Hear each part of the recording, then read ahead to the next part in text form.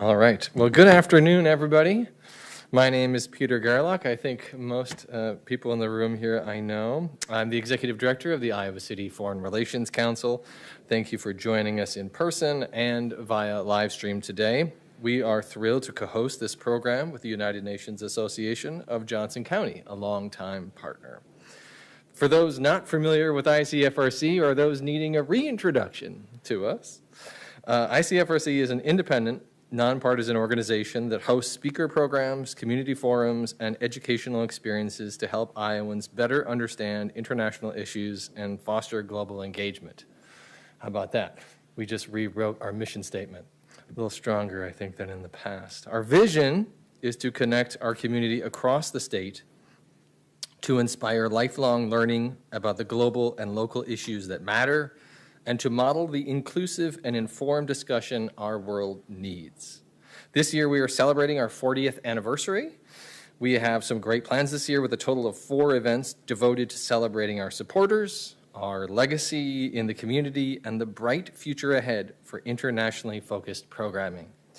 I hope you will check out our website, icfrc.org, and even sign up for our monthly newsletters and follow us on social media to learn more about the exciting stuff happening this year. Okay, I've talked long enough. Again, welcome, and I hope you enjoy today's program.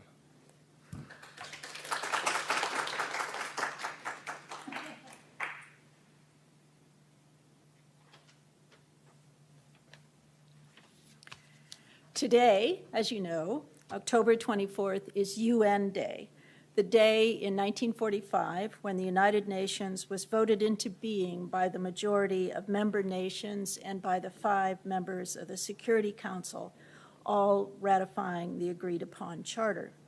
Johnson County United Nations Association is proud to educate others about the crucial work done by the UN and to advocate for full payment of dues to the UN by the United States.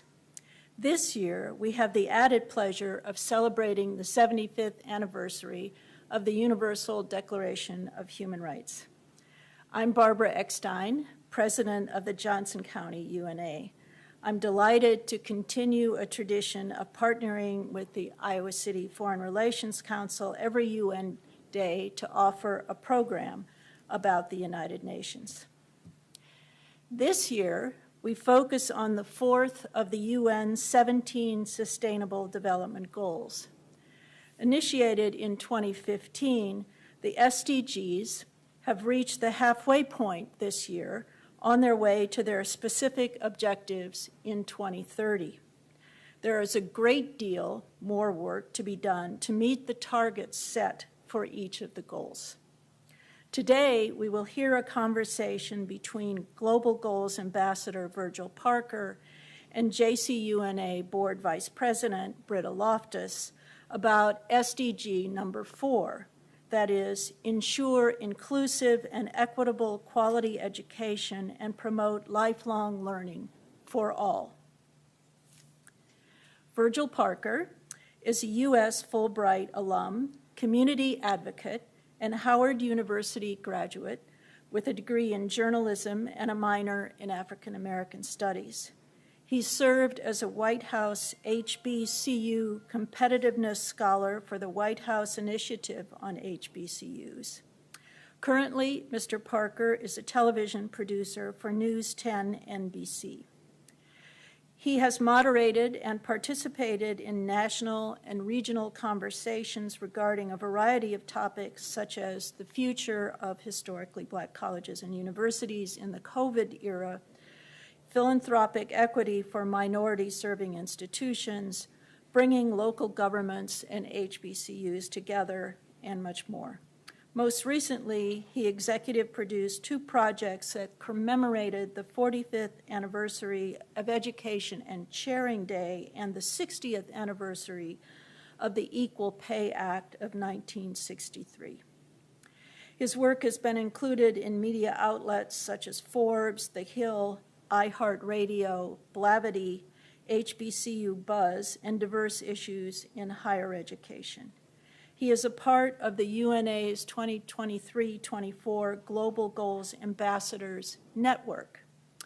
His focus is global, that is, Sustainable Development Goal number 4, quality education for all.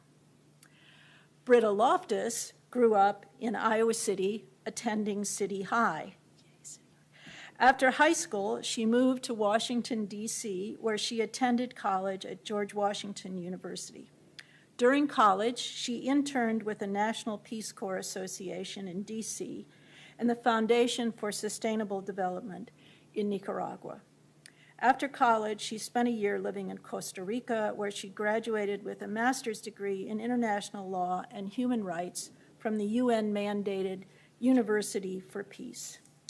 In 2004, she returned to Iowa to attend law school at the University of Iowa. During law school, she spent a summer interning for the United Nations Development Program in Washington, D.C. Today, she is a practicing lawyer working remotely for a Minneapolis law firm. Her day-to-day practice focuses on intellectual property law, while her pro bono practice has included representing asylum applicants and research relating to human trafficking laws. In addition to her work with Johnson County UNA, she also serves on the advisory board of the UI Center for Human Rights and is a coach for the City High mock trial team. Welcome, Virgil and Britta.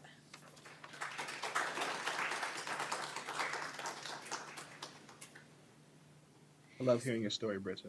Thank you. Absolutely. There we go. Perfect. Thank you so much for the introductions, Barbara, and thank you so much for joining us, Virgil. We really appreciate it. I'm excited to celebrate UN Day here with you all. Thank you, everyone, for coming out on this abnormally warm October day here in Iowa. So I wanted to touch base with you first a little bit in terms of we're celebrating UN Day, and I wanted to know how you first became involved with the United Nations or intrigued by what they do in the United Nations Association. I guess by way of background for me, many of the people here might remember when we celebrated the 50th anniversary of the Universal Declaration for Human Rights. We had a big community celebration where a number of human rights leaders came. And for me, I was a senior in high school at the time, and I think that was sort of a pivotal experience and really got me kind of interested in the United Nations work and things like that. And so I was wondering if you had sort of any experience like that that really drew you into the work of the United Nations. Certainly. Well, first of all, thank you for the question, and thank you, everyone, for organizing this event, and happy UN Day. Really, really excited to be here with you all. Also, Britt, I see you have on I hope that's a UNA shirt. It is. I'm recognizing there. Folks, this was not coordinated, I promise. I just got this shirt last week, and I'm happy that I was able to have this in time for the event. So, while I've heard of the United Nations since I had been in high school, I wasn't a part of any support group in an organized way. It wasn't until I got to college that I did two things. One, I participated in Model UN, which was a great experience. I did one in Washington, D.C., where I went to school and got to interact with people around the world. But even, I believe, right around that time or even slightly prior to that, the UNA USA Youth Observer at the time, I believe his name was Michael Scott Peters, he had visited my campus in about 2017, 2018, and I learned about the UN Youth Observer role, and I said, well, that's really fascinating. I think youth should absolutely be on the front line on dealing with situations, advocating, and, being a part of this policy discussions, global policy discussions on how to shape the challenges in the world. So the fact that me as a youth member could create a chapter, join a chapter in my city or on my college campus, or encourage high school students to join the UNA USA. That's how I got involved. Meeting Michael Scott Peters, learning that the work that he does, and realizing that there is a national movement that has been around for quite some time of Americans who care about the work of the United Nations, believe in it, and want to continue to bolster the U.S.'s support behind the United Nations. So that's how it started for me, and I've been happy to be a member. I want to say I've been a member since 2018, 2019. I could be slightly off about that, but I've certainly been a member for quite some years now. I'm almost certain it's prior to the pandemic. That's wonderful. Yeah, that's interesting to hear sort of everyone's story as to how they kind of come on board as a UN supporter. So thanks for sharing that with us. And I know more recently, your current role with the United Nations Association is as Global Goals Ambassador. For me, this is the first time I actually had heard of the program, so I was wondering if you could just tell everybody a little bit more about the work of the Global Goals Ambassadors. Absolutely. So this is my second term as a Global Goals Ambassador. I've worked on quality education for both of my terms. So what the United Nations Association did, the National UNA USA, was select certain leaders. It's not limited to 17. There could be multiple leaders who represent each one of the Sustainable Development Goals, but we go through a selection process, and these are people who are committed to advancing understanding and knowledge and support and advocacy behind the Sustainable Development Goals being achieved, right? Please fact check me what I'm about to say. I believe the Sustainable Development Goals were created in 2015 with the objective of them being accomplished in 2030. So it is paramount that we have individuals consistently pressing the policymakers within their country and countries around the world to make sure that countries are on track to achieve the Sustainable Development Goals.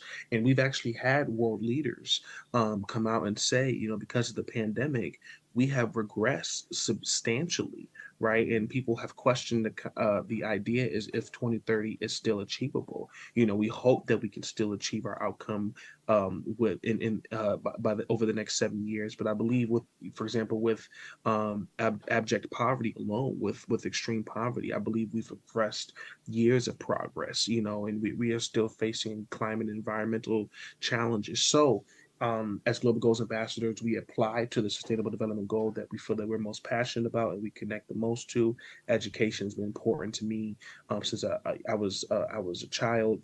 I've had different types of education. For public school education, I've been privileged to have private school education, with support of financial aid. And what got me focused on education was seeing the difference between my peers who are in the public school education system here in Rochester, New York, which unfortunately over the years has known to be poor in certain circumstances, and seeing my peers in the private school setting and realizing, well, your wealth, unfortunately, it has become a determinant of your quality has become a determinant of your access to quality education. And people at the same age level in the public school and the private school, in some instances, not across the board, are not on the same level. Yet we are still taking standardized tests, and we are still assessed on the same level when going into post-secondary education opportunities. So I said there is a very apparent and very necessary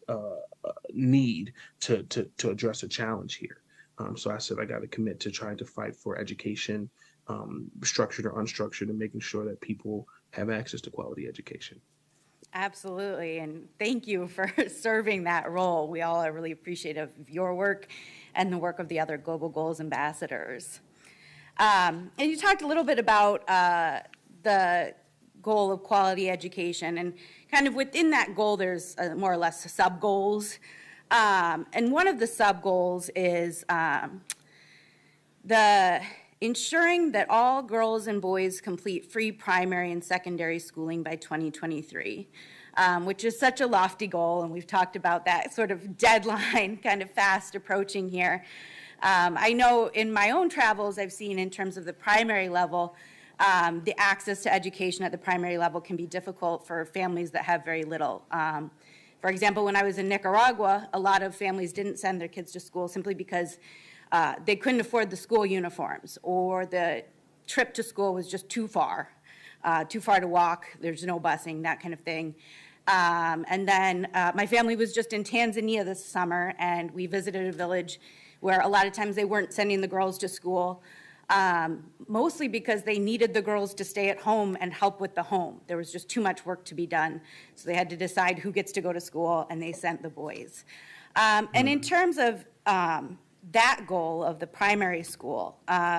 In your work as Global Goals Ambassador, how are you hoping to help make progress or raise awareness toward that goal? Thank you for this question. And first of all, I have to apologize to you, realizing that as your guest, I didn't do something that I should have prior to this meeting. I didn't send the most recent project I did with UNA USA, which came out on October 11th. But what we celebrated by doing a commemorative video for International Day of the Girl Child. And if people aren't aware, for International Day of the Girl Child, it's an opportunity to take a global perspective around the world of what young girls are experiencing, amplifying their voices and discussing solutions to their challenges.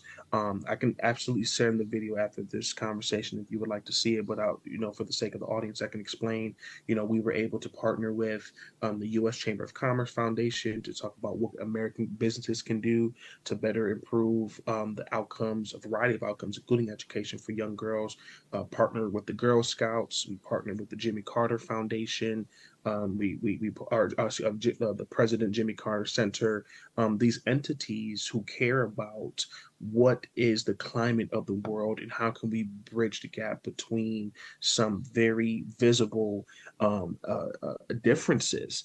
Part of my responsibility, what I've taken on is, again, as I was describing right before we started this formal discussion, is creating those productions or those videos or creating that content that can be shared online, reach masses of people, partner with organizations and entity and leverage their particular audience to say, hey, we have a global issue with gender equality at all age ranges. Here are some ideas of what we can do about it, right? And of course, you can't resolve some of these daunting challenges in a 5.5-minute video, but what it, at the very least it can do, you never know who you can reach. It can get policymakers thinking, okay, maybe this challenge exists within my particular region. Maybe I can reach out to an influential individual, be it a politician or a company, and create a solution with them. Right? It can just get the idea of a need to resolve an issue on a person's radar. That's my goal as a Global Goals Ambassador, creating that content that's bite-sized, that's consumable, that can reach any individual, right? And they can feel a sense to motivate themselves and to help out and see how they can be invested. Because, and I know you're going to ask me this question later, but I won't speak to it now, but across different sectors, from private to nonprofit to public, there are ways that you can get involved as a civilian. And the last thing I'll say is, coming to learn, and please fact check me on everything I say, including the statistic I'm about to give. But according to UNICEF, I believe there's about 130 million girls out of school across the world. In America, in certain states, it could be federally, particularly in certain states, if a parent doesn't send their child to school, if you miss a certain amount of days, you can be legally held accountable for truancy, right? I believe there's 135 million boys out of school across the world. We can't take that for granted just because our educational system may be more advanced in other countries, realizing that there are people around the world who are out of school, and it has an impact on us, particularly in countries where we consider it as allies. So that's what I do from the point of advocacy. Absolutely. And I think that sort of touches on another one of the sort of sub-goals that I was going to mention, but there's the sub-goal of aiming to provide equal access to affordable education. And I think that that's something that, in terms of speaking to the Day of the Girl and that kind of thing, ensuring equal access. And another sort of sub-goal within the goal of quality education focuses on higher education. I know when we talk about education, a lot of us do focus on sort of the primary education, and there's so much work to be done there, absolutely. But another part of the goal is achieving universal access to quality higher education, which is also a very lofty goal. And you're a graduate of Howard University, and you've spoken on the future of historically Black colleges and universities, or HBCUs. Do you believe that HBCUs can play a role in achieving the Sustainable Development Goal of quality education? Oh, they play an incredibly valuable role, and they have historically, for over 100 years, well over 150 years. When I look at Howard University in particular, when you think about HBCUs were those institutions, back when our country, where people who looked like me either could not go to schools with people who with other with white Americans, or if they were to go to school, they would experience egregious forms of discrimination.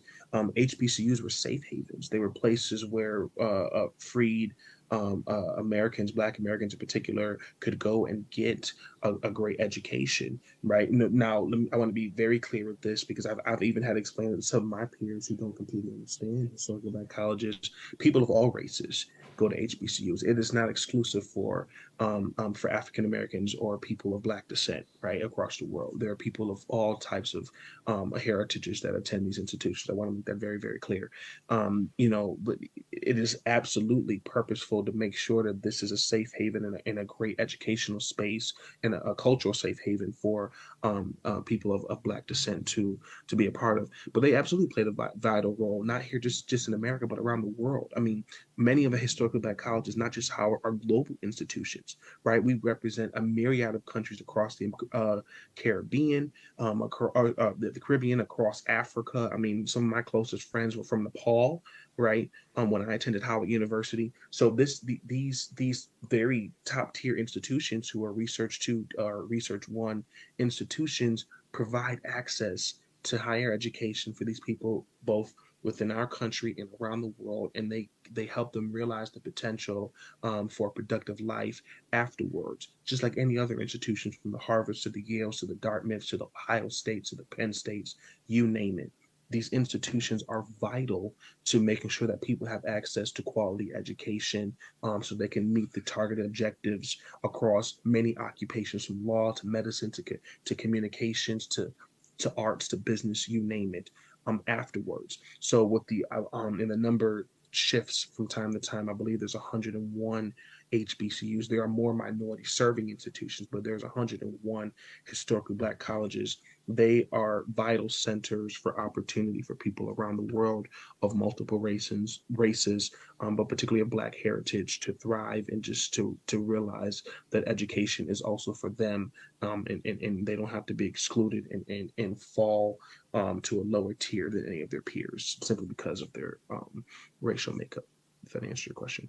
Absolutely. Thank you for sharing your experience and how that ties in with the goal of education. I think that's wonderful. I guess sticking with your, oh yeah, go ahead. I was gonna say one thing. I just noticed something. I know that you intend to archive this event and save it later. I noticed it wasn't being recorded. Is that okay? Was it intended to be recorded for an archive later? I believe that it's being live streamed Okay. through the public library channel, and So that live stream is being recorded. So I don't believe that the Zoom needs to be recorded. And I'm getting some nods in the audience, so Okay. I think we're good. But thank you for pointing that out. We do want to archive it, so we really appreciate that. I guess sticking with your experience at Howard, you had graduated from Howard in 2021, which means that you were in college during sort of the peak of the most isolated times of COVID-19. And I know you've spoken about the role of COVID-19 in education, but if you could tell us a little bit about what your experience was like being in college during those years, that would be wonderful. It was tough. It was very, very tough, not just for me, but for my peers. I mean, I had peers who would go online on Twitter and Instagram, and they would vocalize how they would feel like they're not learning. They'd feel sometimes bogged down with the increased responsibility coming out of the classroom. Some teachers or some administrators felt that, well, if students are home, maybe they have more time because they're not involved in certain activities. So the increase of work sometimes, uh, it was more. It picked up its pace. Being at home, you then had to consider, well, what are the at-home responsibilities, right? Some students had to be involved in childcare. They had a younger sibling. They had to do any of the domestic responsibilities around the house, and people were fatigued because our social climate our interactions were being challenged. We're humans. We need interaction, right? So when we were isolated in our home and we weren't interacting in the way that we knew, for the majority of our lives, it became mentally, physically daunting. Some students would just wake up for class. The classroom was either the computer screen, or for me sometimes it was my phone, right? Because there was a Wi-Fi infrastructure challenge where while I'm on my laptop Wi-Fi would just crash, so I had to use the data on my phone, right, to be able to interact with school. Now that's a privilege for me, right? That was absolutely a privilege for me. I had students, friends, we heard stories of people having to go park in parking lots of a Starbucks or a McDonald's or of a commercial enterprise just to get access to Wi-Fi, right? It opened my eyes to a broadband issue that was existing across America, right? I during the part of the pandemic, I went to stay with a friend who I went to college with in DC. He was from Georgetown. We drove from Tennessee to Florida, and I was flabbergasted that my phone lost connection to Wi-Fi or to data in my route down driving south. And I said, why does America, one of the most advanced nations in the world, have this much of a broadband access issue? And it affected a lot of people across the country. So all that to say, there was just so many challenges that I did not consider would be involved with being a student at home. Now, I didn't have it nearly as bad as many. I didn't have younger siblings to have to take care of, and many home domestic affairs. But for many of my peers, I had the empathy for what they were going through. So sometimes it was challenging to see that. It was challenging. You needed to have some fortitude and some perseverance. Absolutely. I can't imagine having done college. I had the pleasure of, I guess, getting my two now 10-year-old, then first graders through some online learning, and that was a challenge. But I guess at all levels, sort of that social, emotional connection is really hard to kind of lose out during those years. Yeah. I do know at some point during college, I assume probably before the COVID years, you had an opportunity to study abroad. And I was wondering if you could tell the group gathered here today about where you had an opportunity to study abroad and sort of what you took away from those experiences. Yeah. And I want to preface this by saying it wasn't a traditional study abroad experience where you leave for a semester, right? I mean, the one study abroad experience that I can point to, which was more traditional, is my Fulbright experience. And we could talk about that later, Britta, if you wanted to bring that up in the question. But I was actually out of the country for 9 months in Canada, doing educational exchange. But while I was at Howard, I did 4 trips. Each were a week long. They were study abroad / mission trips where there was a professor who was in our African American Studies department at Howard who owned a nonprofit, and he had this years-long tradition of 3 times a year he would take students to either Haiti or the Dominican Republic, right? And I was learning about the different forms of exploitation that was happening in Haiti and DR, and the relationship between Haiti and France and the historical context there, and about the whole peninsula between 2 countries who share the same population size of about 11 million, how the Dominican Republic owns much more of that piece of land, and the displaced Haitians that existed in the Dominican Republic side, and just all types of challenges and some human rights violations, and what it was like being in developing nations. So I went 4 times, twice to Haiti, twice to DR, extremely eye-opening when we got down there. So it was both, again, an educational experience, but also a charitable experience. When we got down there, we went to villages and we gave away food, we gave away clothing. My professor at the time, I'm not sure where the case sits now, but I believe he had a legal case in the International Criminal Court advocating for displaced Haitians who were literally, if I remember correctly, were not being claimed by the Haitian government or the Dominican Republic government, but they were residing in the Dominican Republic land. Again, something that we as Americans often take for granted. Imagine not having civil rights or citizenship rights because you're one of thousands of people who a government in the country that you're in, or the government which is native to your people does not claim you. That's a challenge as we think about International Human Rights Day. So what we did with those communities, one or two of the trips we went down there for, we helped them fill out forms and applications and took pictures of them so that we can document who they were, right? And I believe my professor shared those assets with the International Criminal Court. It's been a couple of years, so I'm a little foggy with that. And even in that trip, he helped set up a medical clinic in the village so that they can have access to medical supplies. He helped bring some resources to a local school. That was all important. It was one of the best educational experiences. Again, each trip was only a week long, but it was very eye-opening to the privileges that I had as an individual, even though I don't come from a well-resourced background or as resourced as others. But that kind of what got me on my voyage and focus on trying to help individuals and create different forms of empowerment. Absolutely, and that sounds like an incredible experience. And you did mention your experience as a Fulbright scholar. I know that's one of your many impressive accomplishments. And you were based in Canada, it sounds like, for 9 months, which is a long time to be out of the country at that age. And your work as a Fulbright scholar was working to diversify U.S.-Canada trade and growing cross-border social responsibility between the U.S. and Canada. And I was wondering if that work in sort of the trade element had anything to do with the work that you're doing now in education. Did you see some intersectionality there in terms of the goal that you're working on now? Well, great question. So education, and I want to make this clear, some people, I should have prefaced our entire conversation here by saying, I am not a public policy expert, not a public policy expert on education or any topic, but, I'm always happy to speak about my perspective. It is my opinion that education and focus on educational policy does not have to just come around structured education.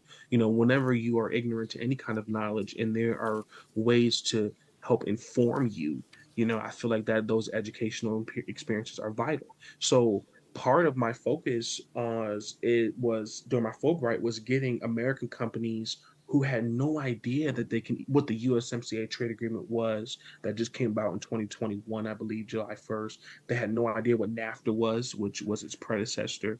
They had no idea that they can trade with Canada and that could be an entirely additional market for opportunity. It was my hope to educate those folks and let them know, yes, this trade is an opportunity. But even for the companies who had American companies who had already engaged in Canada, some of them smaller ones who are experiencing challenges. Now, let me be clear with you.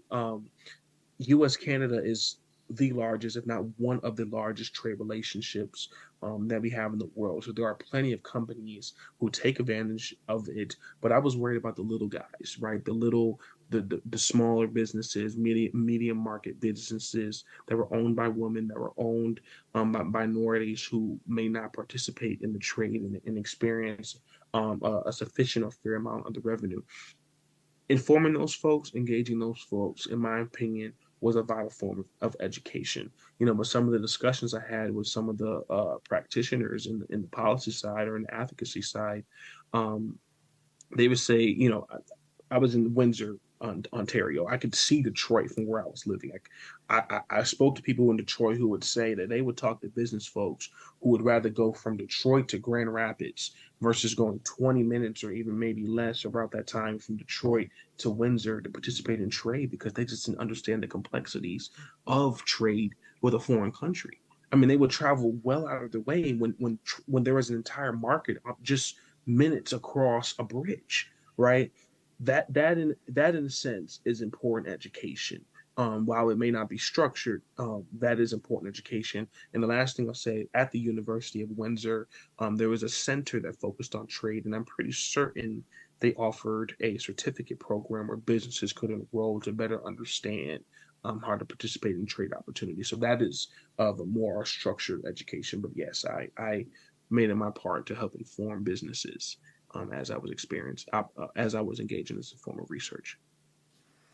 Thanks for telling us about that experience. I always think it's fascinating to hear about the work of the Fulbright Scholars, and that seems like a particularly interesting area to be working in for those 9 months in Canada. You mentioned sort of education being a lifelong process, not necessarily, something that we need to put in these buckets of primary school or higher education and that kind of thing. And I know in your work as a journalist, one of the things that you talked with us a little bit about before the program began was using journalism as a way to educate the public about the United Nations and things like that. And I was wondering if you could tell us a little bit about how your work as Global Goals Ambassador in the area of education can kind of tie into your work as a journalist. Oh, certainly. I mean, admittedly, I changed my major several times in college. I went to college in 2015 thinking I wanted to be an investment banker, but there were different plans for me. I'm a man of faith. I say God had different plans for me. I ended up in communications, but it was the best place for me. Being an effective communicator is vital to any profession you be a part of, right? But particularly with journalism, we are watchdogs for the public. Right, we watch the government, we watch for the people, we watch the private sector, nonprofit, what have you. When there are issues or injustices or dilemmas that need to be reported, we talk about that. Informing people is vital. I mean, we wouldn't know what's happening in over in the Middle East right now if it wasn't for journalism. We wouldn't know what's happening in Ukraine right now had it not been for journalism. I mean, most people get some form of news, whether it's turning on a television or going on social media or picking up the paper. News is vital, right? So where does news play a role in my role as a Global Goals Ambassador? When we recognize that there are 130 million girls out of school or 135 million boys out of school. Again, please fact check those numbers.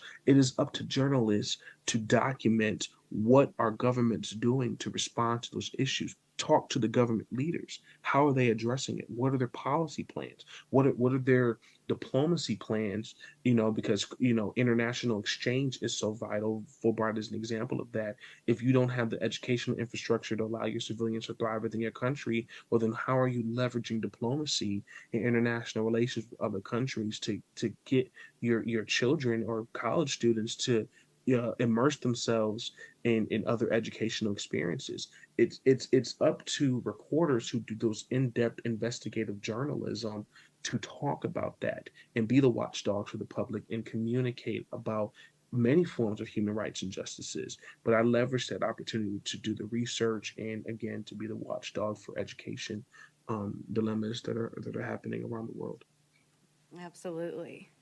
I think it's a great way to be able to educate is through journalism. So I think it's wonderful that you're working in that area and doing your best to try and educate the public about the United Nations and thinking about sort of new and innovative ways to do that using the technology that we have today. I want to leave a little bit of time for some question and answer. So I think I'll do one more question and then we'll have some time for audience questions. But one of the questions I have for you is sort of in the current world climate, obviously we're facing war and a lot of human rights abuses and things like that.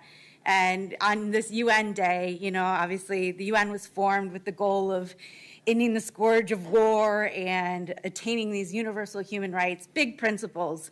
And I know in sort of today's climate, it's easy to feel a little helpless. And I was wondering what you would tell people who are sort of skeptical about the attainability of the goal of quality education. If you have some hope to offer the group. I think anything truly is possible. I really do. I mean, even in response, you mentioned the wars, even in response to what's happening in the Middle East and Ukraine and other conflict that happens around the world, you have people who step up and care and advocate for an increase of aid, advocate for support. You have entities, I believe there's about 30, it could be 20, excuse me, again, please fact check that, organizations that are part of the United Nations network. And there's one focused primarily on children, and they issue reports of challenges that are facing children.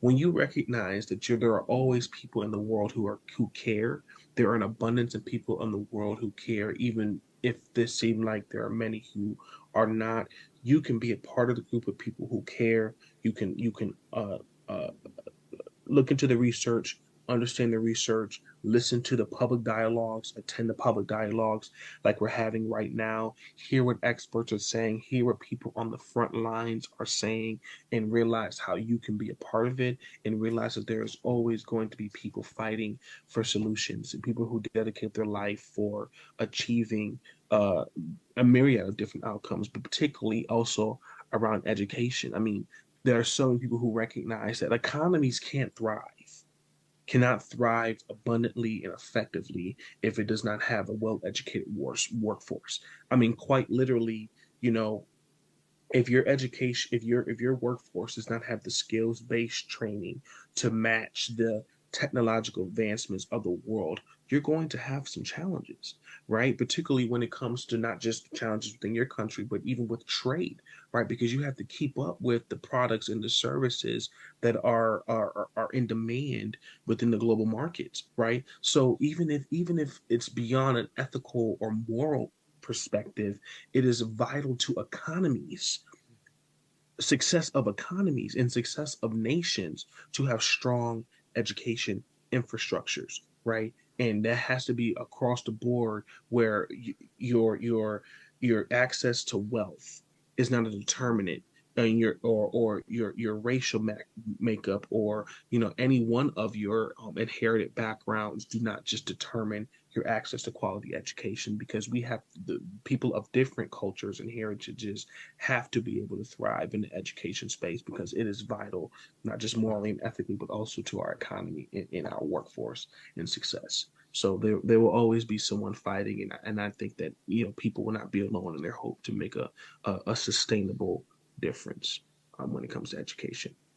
Absolutely. And I know just hearing our conversation here today has definitely given me some hope. So I hope everyone else has the same takeaway. And I think with that, we'll turn it over to any questions that the audience might have. And I just piqued curiosity on the relationship between journalism and education, and you're putting journalism as a watchdog. Generally, and the plight of children, especially in developing countries, and that are stricken with a lot of crisis. And I find out that there seems to be some kind of negligence, if I may say, on the side of publicizing what is happening in countries, for example, like Sudan. Very few people know what is happening in Sudan now and what is the plight of children. And the focus seems to be, with journalism, the focus seems to be in the areas of political interest for the United States. On this UN Day, I want you to just tell me about what the role, or if you think that journalists are playing the role they should play in educating the world and being those watchdogs, especially in crisis-torn areas where children are greatly affected. Thank you for that question. And I missed your name, sir. What was your name? Did he say his name? Or the microphone gave out in the beginning. Yeah, my name is Sunday. Sunday, thank you so much for that question. Particularly in response to the war that's happening right now in the Middle East. People have spoken out about, again, it's their opinions. People have spoken out about Western journalism and media, displaying much propaganda. People have spoken out about the biased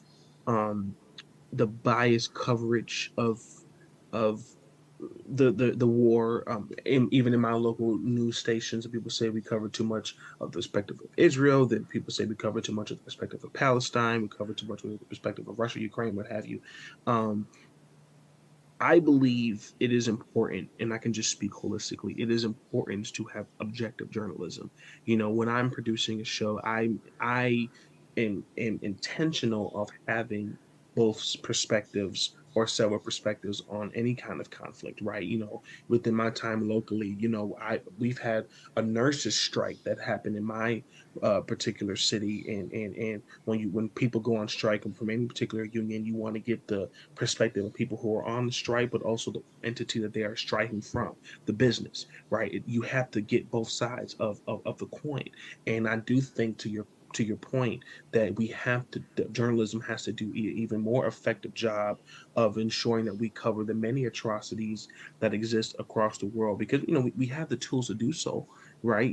Between the major companies of the NBCs, the ABCs, the CNNs, the MSNBCs, the CNBCs, the BCCs, the Washington Post, the New York Times, Reuters, I believe, the many of those organizations should make it a focus to cover the many atrocities and not just participate in biased journalism. So I stand by that.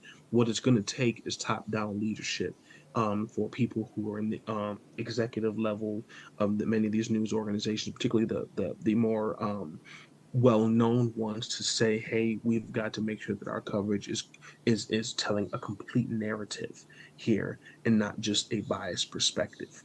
That's partially what it's going to take, and also from even the anchors and the journalists who have the influence of these significant followings on these online mediums, to speak up the chain and out to the people, us as consumers, to say, hey, let's also cover the other perspective of what people are experiencing, and that's in any situation, not just in conflict. I hope that answers your question.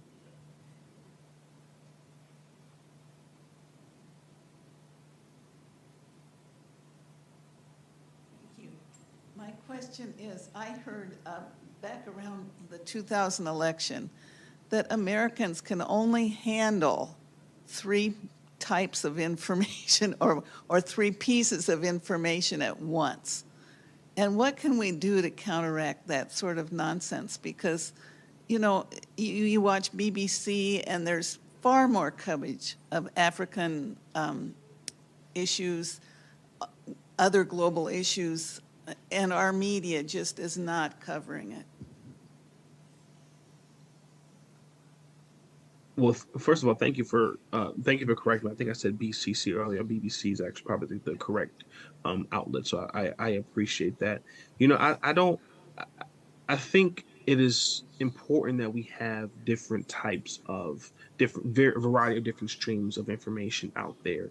It makes there's 2 pros and cons to it. One, you again have more varying perspectives, where as a consumer we can collect the different types of information that are out there. Hopefully that they're all accurate, but they just present different perspectives, and we can gain a deeper understanding of any particular topic, right? When you have one stream information, or you have limited information, you may not know what kind of information you are missing.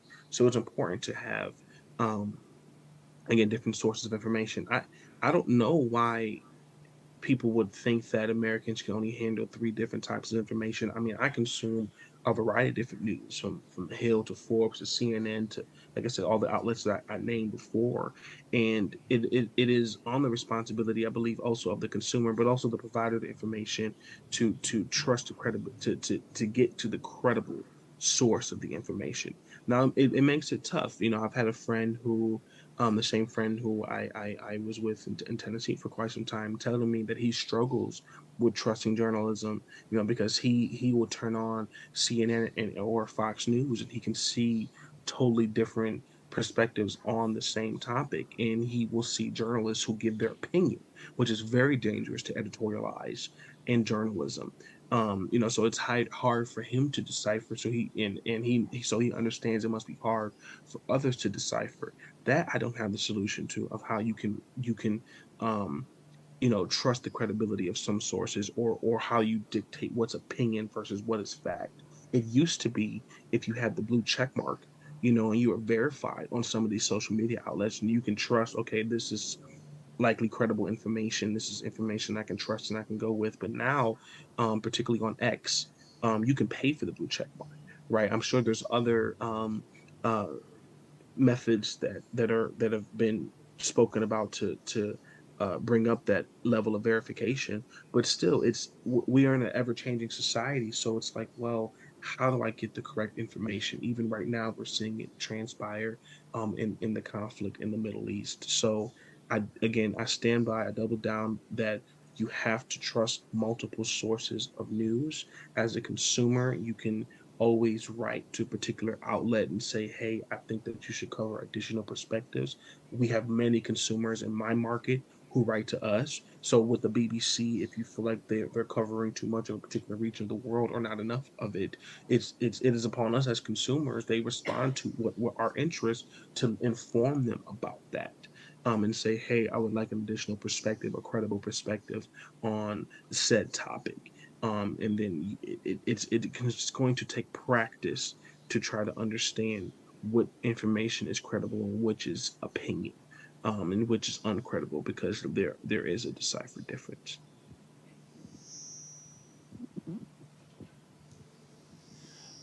First, Virgil, I'd like to say thank you for joining us far away in Iowa City, Iowa, and your perspective is important to us. And you give me hope just that people like you are involved in the United Nations Association and in journalism. Someone who's had a long perspective and as a teacher, even teaching about the United Nations and the Millennium Development Goals from 2000 to 2015, it gave great pride that we made so much progress in that 15-year period, especially regarding poverty, cutting it roughly in half, some diseases, malaria, tuberculosis, polio, girls' education, big progress in that 15 years. But I'm sorry to say that since then, with the Sustainable Development Goals, 2015, now we only have 7 years left to 2030, we are going backwards on many of those items that I already mentioned. So it's maybe possibly due to climate change inflicting poverty on so many countries. It's due to the drought and war in the Horn of Africa, as talked about earlier. It's due to the pandemic, which we've experienced. It was almost, it's been over 100 years since then. But whatever the causes, we are going backwards. So my question to you is, what should be our hope in order to turn this thing around? Thank God for the United Nations, that someone is trying to think about these things. But where should our hope lie in the Sustainable Development Goals for the future? Well, I love this question, and I'm going to tie my response into a question I don't think Britta was able to ask, but it's about the U.S.'s support in supporting the United Nations. First of all, it's about, I believe there's 193. Please also fact check me on this. I believe there's 193 member states of the UN, but the U.S. Is obviously one of the chartering members, and I believe one of the 5 permanent members of the UN Council. We have got, in order for the work around the Sustainable Development Goals to thrive, to catch up, and us to stay on track by 2030, we have got, our hope is to continue to support the United Nations from the position of our country, right? Or all the member states, particularly here in the U.S. We have a significant amount of influence in the United Nations, as many of you understand. Again, fact check me on these figures, but I believe I read that according to the Council of Foreign Relations, in 2021 alone, we gave the United Nations $12 billion. That was about a fifth, I believe. Again, fact check me. That was about a fifth, I believe, of their funding.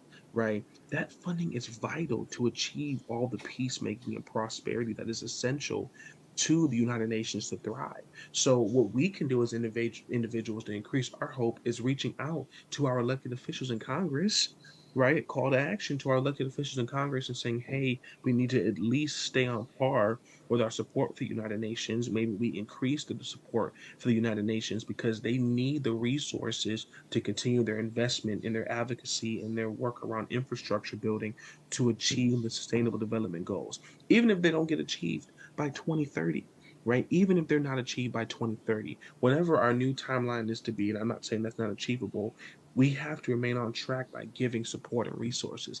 That is where our hope lies, where every time or whenever a bill comes across the floor of the Congress or of the U.S. Senate or of the legislative body of any country, it is the hope that people will joyfully recognize the value of the investment, and we as civilians, we as citizens can reach out to our elected officials and saying, hey, we believe in you making a vote to yes, affirmative vote to support investment in the United Nations, and we need you to do so. And we can even share the reasons and the accomplishments of the United Nations, which is what days like the UN are for. But that's where our hope lies. Reaching out to our influential leaders, seeing them take action, seeing that action lead to the United Nations, and seeing the United Nations innovatively and abundantly continue to work around the Sustainable Development Goals. And the concept of all of what I'm saying is that we need to do this collectively, and we need each other. The goals, while there are goals for obviously each country, but they're really goals for the world, right? We have to achieve this together. Some of us have knowledge in intellectual property and resources and capabilities that other countries do not possess, and infrastructures that other countries do not possess. So we have to be able to tap each other to achieve these accomplishments, but it starts in the hearts of our legislative bodies, which channel funding to the United Nations. Thank you.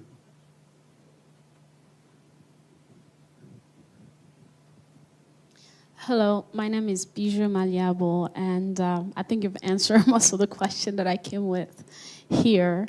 And as a journalist, personally, I don't trust sources from journalists because there's too many news everywhere that give anxiety and no word. I just have one question. Maybe you responded. I came late. I apologize.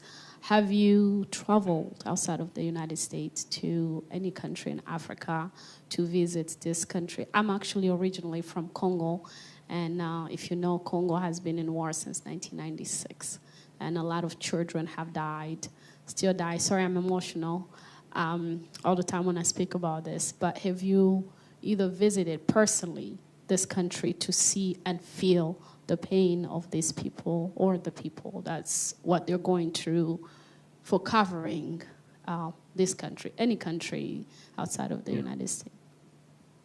Yes, so I have not yet been to the motherland. I would love to get to Africa soon. I have been to the Caribbean.